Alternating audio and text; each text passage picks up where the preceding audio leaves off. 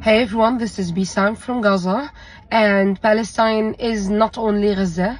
Today in the morning, the Israeli army started a military operation in Jenin city and Jenin refugee camp in the north of the West Bank. They've sent more than 1,500 Israeli soldiers, tanks, jeeps and bulldozers. Until now, since the morning, they've killed 7 people, 7 civilians. One of them was a doctor heading to the hospital. Another one was a teacher heading to the school. Another one was a student, a child heading to his school, and more civilians. We're talking also about more than 20 injuries. Most of them are in critical conditions, and one of them was a journalist covering the situation in a hospital in the city. The UNRWA finally at the afternoon had a temporary truce for 30 minutes to evacuate the students from the schools back to their homes in the city and the camp. The situation is very critical.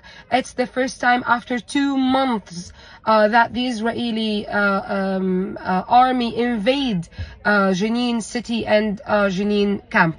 It's not only about Gaza, and don't let the Israeli army and Israel take the advantage of all eyes keeping in Gaza, because they are still committing massacres and still committing crimes in the West Bank non-stop. Since the beginning of the genocide, more than 500 people were killed. Most of them are children, are adolescents and civilians, of course, in the West Bank.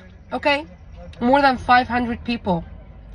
This besides the settlers' attacks on the vehicles, the farms, the homes, burning people's homes, like literally while people are still in the home sleeping in the night.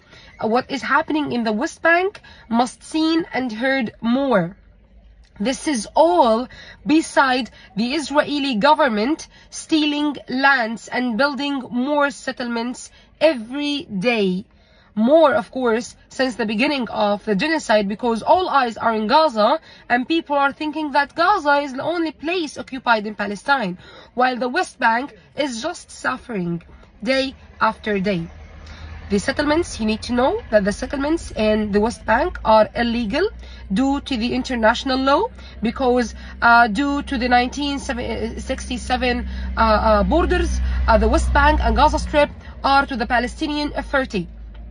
And after Oslo declaration or agreement, after the 1993, the Israelis must withdraw from the West Bank and from Gaza Strip. Now what? They are occupying both.